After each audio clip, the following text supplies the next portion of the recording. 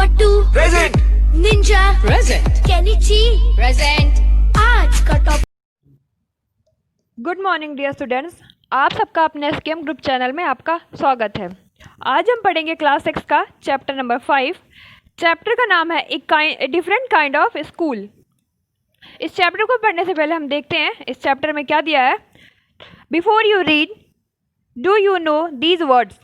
If you don't find out their meaning, bandage, crutch, clip, cripple, honour, misfortune, system. बोल रहा है क्या तुम इन शब्दों को जानते हो? इफ़ यू डोंट, अगर तुम नहीं जानते हो, फाइंड आउट, खोजो, देयर मीनिंग, इनकी मीनिंग मतलब अर्थ। ये सब कुछ वर्ड दिए गए हैं, आपको इसकी मीनिंग ढूंढनी है। Look at the pictures in this unit and guess in what way this school may be different from other school. Look at the picture, picture को देखो इस यूनिट की एंड गेस करो और अंदाज़ा लगाओ इन what way, किस वे में ये स्कूल डिफरेंट है सभी स्कूलों से। तो हम लोग चैप्टर को पढ़ते हैं।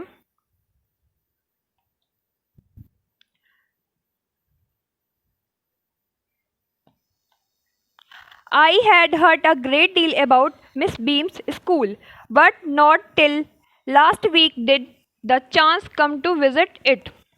मैंने बहुत बार सुना है इस मिस बीम स्कूल के बारे में, but not till last week did the chance come to visit. और लेकिन मैंने कभी देखा नहीं है, मुझे लास्ट वीक ही ये चांस मिला कि मैं यहाँ पे आऊँ और इसको देखूँ। When I arrived, there was no one in sight but a girl of about 12. जब मैं वहाँ पे आया तो कोई भी नहीं था, बट लेकिन एक लड़की थी जो कि लगभग 12 साल की रही होगी। Her eyes were covered with a bandage and she, उसकी आंखें एक बैंडेज से कवर थी, बांधी गई थी। एंड शी, और वह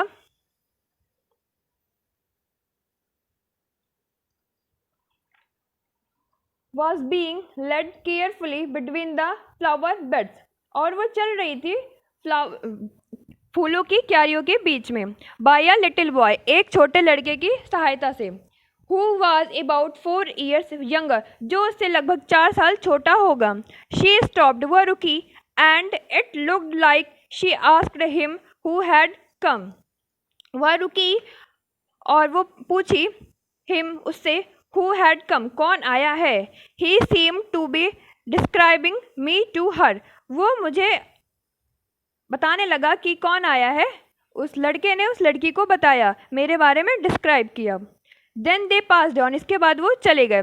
miss beam was all that I had expected, middle aged, full of authority, yet kindly and understanding. Miss Beam के बारे में मैंने जैसा सोचा था, एक्सपेक्ट किया था, वो बिल्कुल वैसे ही थी। मिडिल एज्ड की और full of authority, yet kindly, दयालु थी और अंडरस्टैंडिंग, सबको समझने वाली थी। Her hair was beginning to turn grey, उनके जो बाल थे वो ग्रे होना शुरू हो गए थे। And she had the kind of plump figure that is likely to be comforting to a homesick child. Her hair was beginning, मतलब उनके बाल ग्रे होना शुरू हो गए थे। And she had the kind of plump, वो एक अच्छे दिल की इंसान थी, काइंड फिगर थी। दैट इज़ लाइकली, जो कि लाइकली था, comforting to a homesick child, जो कि सारे बच्चों को मतलब वो कंफर्ट करती थी और सारे बच्चों का मतलब ख्याल रखती थी।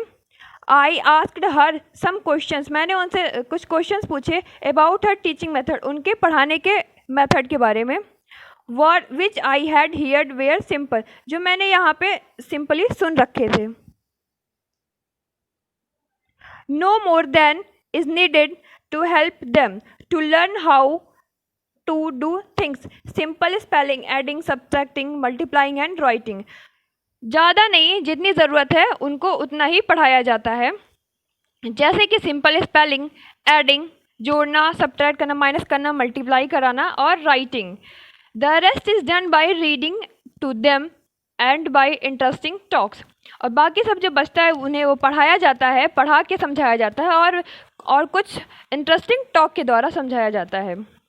During which they have to sit still and keep their hands quiet, there are practically no other lesson, उन्हें उस टाइम जब उनको समझाया जाता है इंटरेस्टिंग टॉक के द्वारा या फिर उनको पढ़ा के समझाया जाता है, उन्हें कुछ भी नहीं करना रहता है, उनको सिर्फ अपने उनको हैंड्स भी नहीं हिलाने रहते, वो सिर्फ कीप क्वाइट करके बैठे रहते हैं। There are practically no other lesson, और प्रैक्टिकली अदर कोई लेसन भी नहीं होते हैं।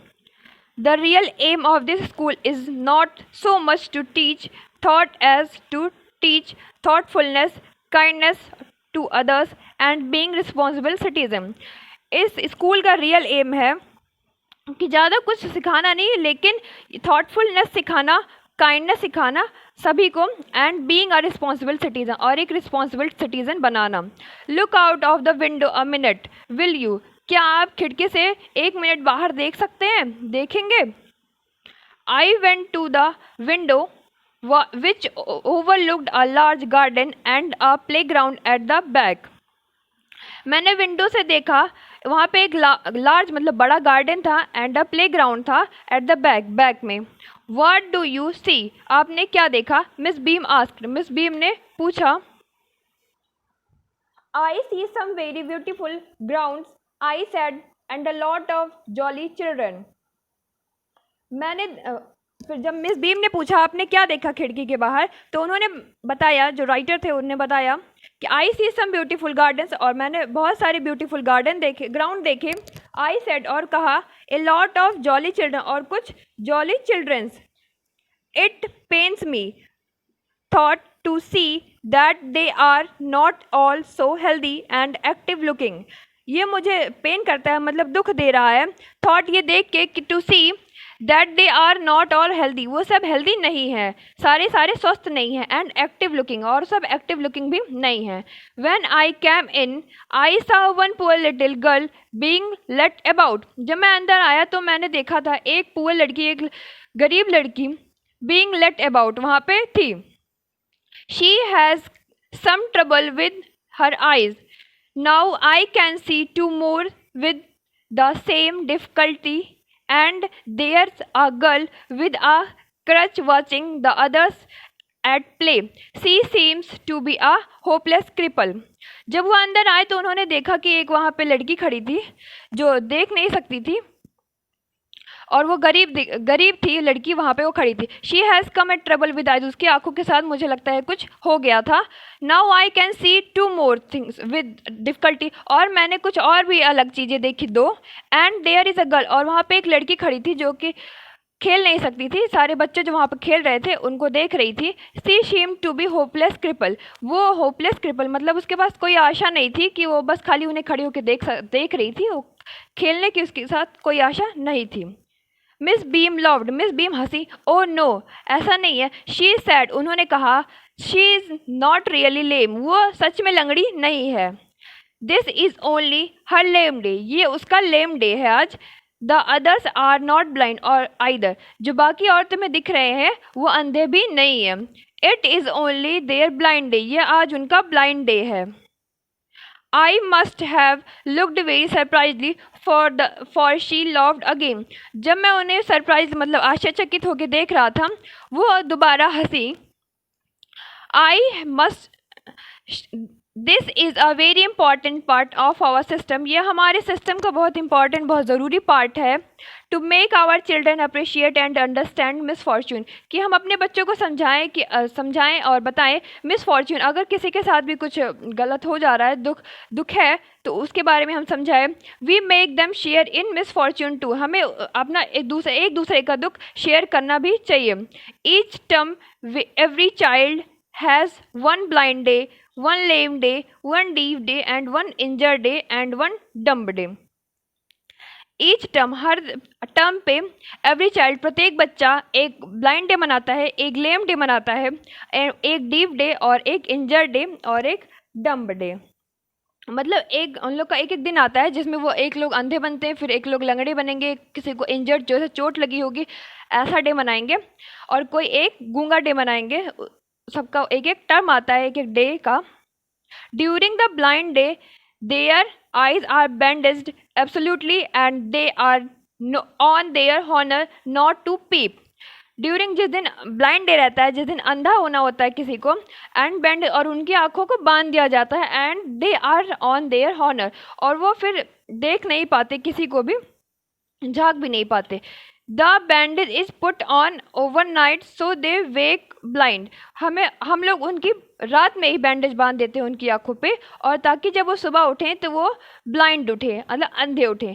This means that they need help with everything, इसका मतलब उन्हें ज़रूरत होगी हेल्प की सभी चीज़ों के लिए। Other children are given the duty of helping them and leading them about, दूसरे बच्चे उनकी हेल्प करने के लिए ड्यूटी पे रहते हैं, एंड लीडिंग देम अबाउट, और उसके साथ लीडिंग के लिए भी।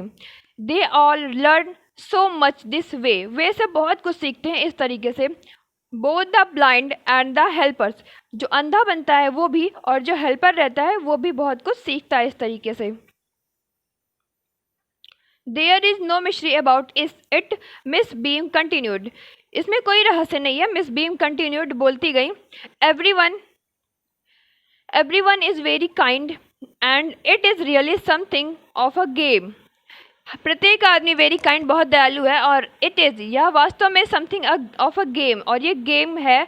Before the day is over thought even the most thoughtless child realize what misfortune is, इसमें कोई रहस्य नहीं है कि सभी दयालु हैं, और सभी शाम होते तक सब मतलब रियलाइज़ कर लेते हैं, समझ लेते हैं, और मोस्ट थॉट समझ जाते हैं सारे बच्चे की जो मिसफॉर्च्यून है, जैसे किसी के साथ भी, जैसे कोई अंधा है, गूंगा है, बहरा है, तो समझ जाता है कि ये कितना टफ होता है, और किसी के साथ हो तो फिर कैसा महसूस होता है।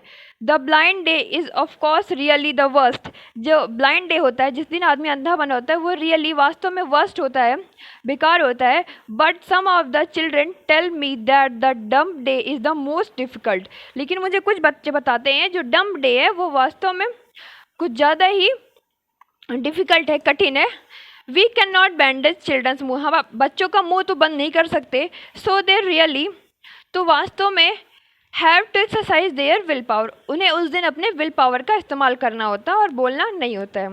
Come in to the garden and see for yourself how the children feel about it, आप गार्डन में आइए और ख़ुद देखिए how the children feel about, और चिल्ड्रन बच्चे इसके बारे में कैसा फील करते हैं। Miss Beam led me to one of the bandage girl, here's a gentleman come to talk to you, said Miss Beam and left us, Miss Beam मुझे एक लड़की के पास गई जिसके आंखों में पट्टी बंधी हुई थी, उन्होंने बताया here is a gentleman come to talk, और ये तुमसे बात करेंगे। सेड मिस बीम ने कहा, और वहाँ से चली गई हमें छोड़ के। Don't you ever peep, I asked the girl. Oh no, she exclaimed, that would be cheating, क्या तुम्हें कुछ भी नहीं दिख रहा है? आई आस्क द गर्ल, मैंने गर्ल से, उस लड़की से पूछा। ओ नो, शी एक्सक्लेम्ड, उसने उत्साह से कहा, नहीं ऐसा नहीं है। दैट वुड बी चीटिंग, ये तो चीटिंग होगी। But I had no idea it was so awful to be blind, you can not see a thing, you feel you are going to be hit by something every moment, it's such a relief just to sit down. जब उन्होंने पूछा क्या तुम्हें कुछ दिख तो नहीं रहा है, तो फिर उस लड़की ने कहा नहीं ये तो चीटिंग होगी। But I had no idea, लेकिन मुझे कोई आइडिया नहीं था कि ब्लाइंड होना, अंधा होना इतना अवेफुल होगा, मतलब अजीब होगा। यू कैन, ये तुम कुछ भी नहीं देख सकते हो, और तुम्हें हर वाला ऐसा महसूस होता रहता है, होता रहेगा कि तुम जैसे किसी भी चीज़ से भिड़ ना जाओ और वो तुम्हें हर्ट ना करे, और तुम्हें वो हर्ट करके नुकसान ना पहुँचाए। आई सच रिलीफ, मुझे लगता है कि हमें बैठ जाना ही ज़्यादा रिलीफ होगा। Are your helpers kind to you, I asked, मैंने पूछा क्या तुम्हारे जो हेल्पर्स हैं वो काइंड है तुम्हारे प्रति, दयालु है तुम्हारे प्रति? Fairly, but they are not as careful as I shall be when it is my turn, है लेकिन इतना नहीं है कि जब जितना मैं रहती हूँ उनके प्रति केयरफुल, वो इतना नहीं है, जब मेरा टर्न होता है तो मैं ज़्यादा केयरफुल रहती हूँ। Those that have been blind already are the best helpers, जो पहले से ही ये काम कर चुके हैं, जो पहले से ही अंधे होने का गेम खेल चुके हैं, वो हेल्प करते हैं ज़्यादा अच्छे से, वो ज़्यादा बेस्ट हेल्पर होते हैं. इट्स परफेक्टली गैसली not to see. I wish you don't try. Shall I lead you anywhere? I asked. वो बोलती है, क्या आपने कभी ट्राई किया है कि आपको ना दिखे तो कैसा लगता है? तो उन्होंने पूछा, shall I lead to anywhere, क्या मैं तुम्हें कहीं और ले चलूँ? Oh yes, she said. उसने कहा, हाँ बिल्कुल. Let's go for a little walk. चलो एक छोटी वॉक के लिए चलते हैं. Only you must tell me about things. आप सिर्फ मुझे यहाँ पे जो चीज़ें हो रही हैं उसके बारे में बताइए. I shall be so glad when today is over. मुझे बहुत खुशी होगी जब ये दिन ओवर हो जाएगा, ख़त्म हो जाएगा. The other bad days can't be half as bad as this. जो बाकी सारे बैड डेज थे, ये तो इससे भी ज़्यादा, लेकिन आज इससे भी सबसे ज़्यादा बैड डे है. Having a leg tied up and hopping about on a crutch is almost fun, I guess. मुझे लगता है कि अगर हमारे पैरों को बांध दिया जाए और हमें वो बैसाखी दे दी जाए और हमें कूद कूद के चलना हो, वो इससे भी ज़्यादा अच्छा होगा, उसमें फ़न होगा, मज़ा होगा. Having an arm tied up is a bit more troublesome because you can't eat without help. लेकिन अगर हाथ को बांध दिया जाए तो यहाँ पे बिटिल मोर ट्रबल, यहाँ पे बहुत ज़्यादा परेशानी होगी. Because you can't eat without help, क्योंकि तुम बिना किसी की मदद के खा भी नहीं सकते हो. एंड थिंग्स लाइक दैट, और बहुत सारी चीज़ें नहीं कर सकते हो. I don't think I will mind being deep for a day. At least not much, but being blind is so frightened. My head aches all the time just from worrying that I will get hurt. Where are we now? वो बोलती है, अगर हाथ बांध दिया जाए तब भी बहुत ज़्यादा परेशानी होगी हम, क्योंकि बिना हम किसी भी मदद के हम ना ही खा सकते, ना ही और भी कुछ काम कर सकते हैं. लेकिन अगर डीप डे, अगर हमें ना सुनने वाला दिन जो है, वो एटलीस्ट नॉट मच, वो बहुत ज़्यादा परेशानी वाला नहीं होता है. बट ब्लाइंड डे, लेकिन जो ब्लाइंड डे होता है, जिस दिन अंधा पड़ने वाला था, उस दिन बहुत फ्राइटेंड होता है, बहुत डरावना होता है. मेरा सर ये सोच सोच के दर्द होने लगता है कि मैं कहीं किसी चीज़ से भिड़ ना जाऊँ. वेयर आर नाउ, अब हम कहाँ हैं? In the playground, I said. मैंने कहा, in the playground. We are walking toward the house Miss Beam. हम मिस बीम के घर की ओर चल रहे हैं. is walked up and down the garden with a tall girl. यहाँ पे एक लड़की है, लंबी लड़की है, जो कि अप डाउन कर रही है गार्डन में. What is the girl wearing? My little friend asked. उस मेरी फ्रेंड ने पूछा, उस लड़की ने क्या पहना है. फिर I blew a blue cotton skirt and a pink blouse. और उन्होंने बताया, एक ब्लू कलर की कॉटन स्कर्ट और एक पिंक कलर का ब्लाउज उसने पहना है. I think it's a Millie, she said. उसने कहा, मुझे लगता है ये मिली है. What colour is her hair? उसके जो बाल हैं वो किस कलर के हैं? Very light, I said. मैंने कहा, बहुत हल्के कलर के हैं. यस द मिली, ये मिली है. She is the head girl, वो हेड गर्ल है. There's an old man tying up roses, I said. मैंने कहा, वहाँ पे एक बूढ़ा आदमी है जो कि रोजेस को बांध रहा है. Yes, that's Peter, वो पीटर है. He is the gardener, वो यहाँ के माली हैं. He is hundreds of years old, वो 100 साल बूढ़े हो चुके हैं, 100 साल के हो गए हैं. And here comes a girl with curly red hair. She is on crutches. और यहाँ पे एक कर्ली हेयर वाली लड़की आ रही है जो कि क्रचेज पे है, जो कि बैसाखी पे है. That's Anita, she said. उसने कहा, वो अनीता है.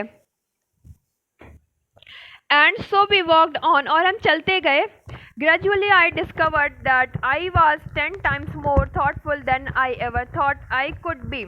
मैं अब 10 गुना ज़्यादा सोचने लगा हूँ, पहले की अपेक्षा जितना मैं सोचता था, अब 10 गुना ज़्यादा सोचने लगा हूँ. I also realise that if I had to describe people and things to someone else, it made them more interesting to me. When I finally had to leave, I told Miss Beam that I was very sorry to go.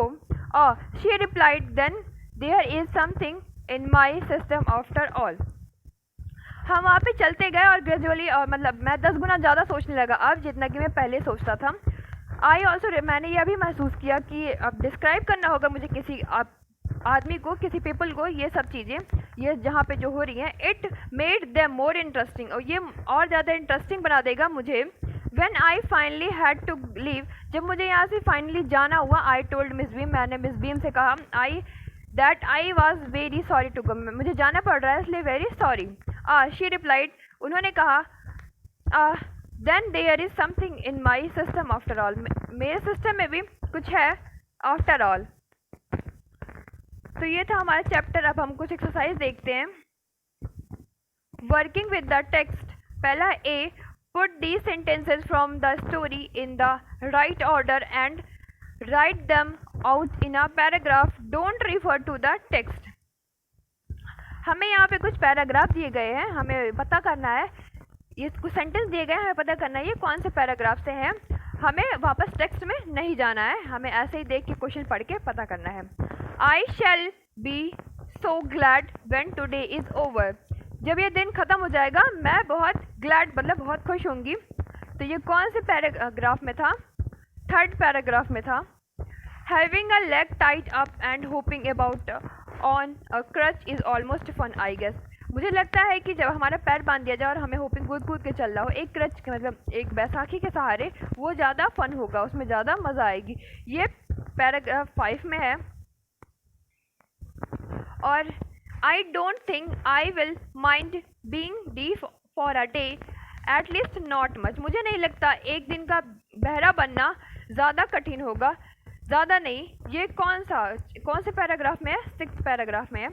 But being deaf is so frightened, लेकिन deaf बनना बहुत ज़्यादा, being blind is so frightened, अंधा बनना बहुत ज़्यादा frightened है, डरावना है। ये 7th पैराग्राफ पे है। Only you must tell me about things, आप मुझे सिर्फ थिंग्स के बारे में, यहाँ जो चीज़ें हो रही हैं उसके बारे में बताइए। ये कौन से पैराग्राफ में है? पैराग्राफ 2nd में है। Let's go for a little walk, चलिए छोटे सैर पे चलते हैं। ये कौन से पैराग्राफ में है? 1st पैराग्राफ में है। The other bad days can't be half as bad at this, बाकी जो बैड डेज होते हैं ये इससे भी ज़्यादा हाफ बैड होते हैं जैसे कि आज ये है। ये 4th पैराग्राफ में है। अब क्वेश्चन आंसर है, आंसर द फॉलोइंग क्वेश्चंस। पहला क्वेश्चन है, why do you think the writer visited Miss Beam's school, तुम क्या सोचते हो जो राइटर मिस बीम के स्कूल गया?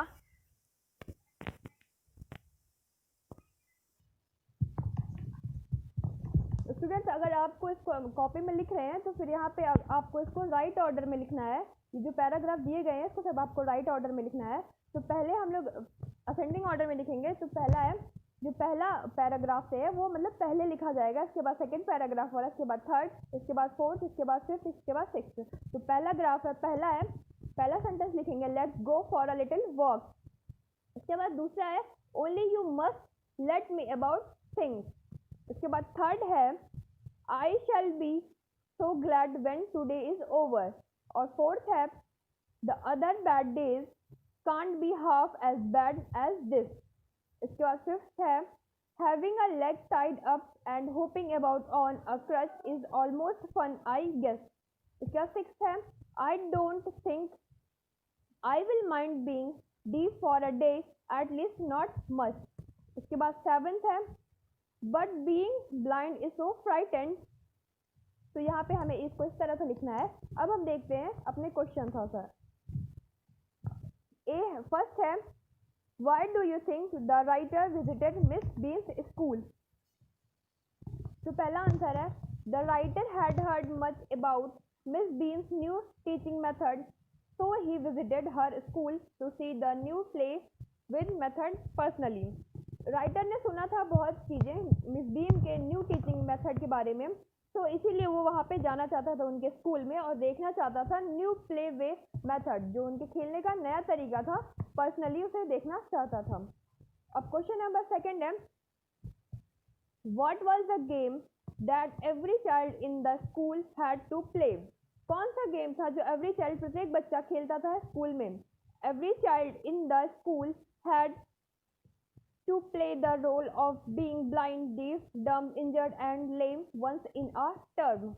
It was a sort of game and training. सभी बच्चों को यहाँ पे स्कूल में गेम खेलना प्ले करना पड़ता था रोल बीइंग बनने का a blind deaf dumb injured and lame once in a term अपने टर्म में ये सब बनना पड़ता था. It was a sort of game and training. In short में ये एक गेम भी है और एक ट्रेनिंग भी हो जा रही है.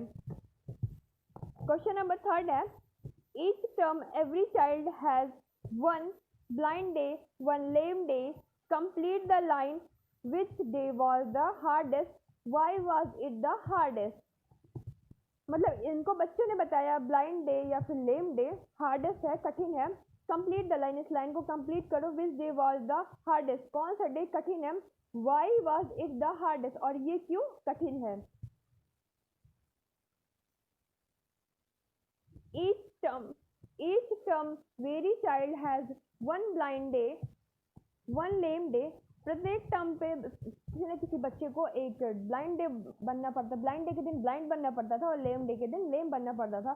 But blind was the hardest day, लेकिन जो अंधे वाला दिन था वो बहुत ज़्यादा हार्डेस्ट डे था. The student felt that he और she was going to be hit by someone something every moment. और उन्हें हमेशा लगता था कि वो कहीं किसी चीज़ से भिड़ न जाए हर टाइम. और इसका एक आंसर ये भी हो सकता था कि एक बच्ची ने जब बताया उसे सम स्टूडेंट्स, और कुछ बच्चे कहते थे कि the blind day is of course really worse. जो ब्लाइंड डे होता है वो सच में वर्स होता है, बेकार होता है. बट द डम day is the most difficult, लेकिन जो गूंगे वाला दिन होता है वो बहुत ज़्यादा डिफिकल्ट होता है. हम इसमें इस दिन we can not bandage the children's mouth so they really have to the exercise their will power. हम इस दिन अपना मुंह तो बैंडेज कर नहीं सकते, तो यहाँ पे हमारे विल पावर की एक्सरसाइज भी होती है. तो अब यहाँ पे क्वेश्चन 4 देखते हैं. What was the purpose of these special days. ये सब स्पेशल डेज का क्या पर्पस है. The purpose of these special days was to give the children personal taste of misfortune. This learned to help the needy in the society. Such training made them good citizen. तो यहाँ पे question answer भी खत्म होता है. अब हम कुछ मैच द फॉलोइंग दिया गया है. Working with the language. Match the words and phrases with their meaning in the box below. तो पैराग्राफ नंबर दिया गया है और हमें यहाँ पे बताना है.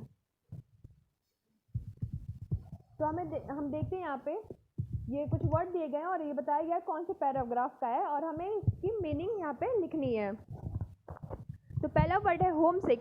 ये पैराग्राफ 3 में दिया गया है और इसकी मीनिंग होगी to be wanting to be home. और सेकंड है प्रैक्टिकली. ये पैराग्राफ 4 में दिया गया है और इसकी मीनिंग होगी ऑलमोस्ट.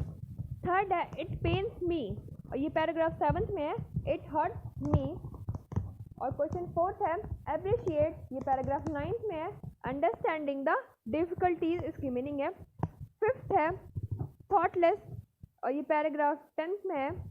Not very caring. और 6th है एक्सरसाइज. ये पैराग्राफ 11 में है. टीयर द स्ट्रेंथ ऑफ, इसकी मीनिंग है. 7th है रिलीफ. ये पैराग्राफ 13 में है और इसकी मीनिंग है अ वेलकम चेंज. और 8th है गैस्टी. ये पैराग्राफ 14 में है. इसकी मीनिंग है टेरेबल.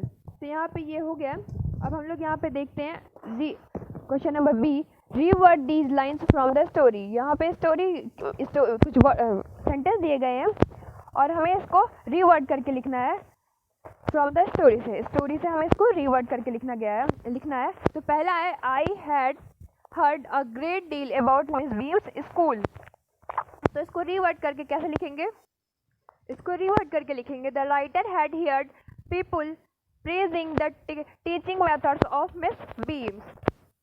अब सेकंड है miss beam was all that I had expected, middle age full of authority. तो इसको रीअरेंज करके लिखेंगे the writer found miss beam a middle age and dominating woman. अब थर्ड है I went to the window which overlooked a large garden. इसको rearrange करके लिखते हैं The author looked out of the window and saw a large garden.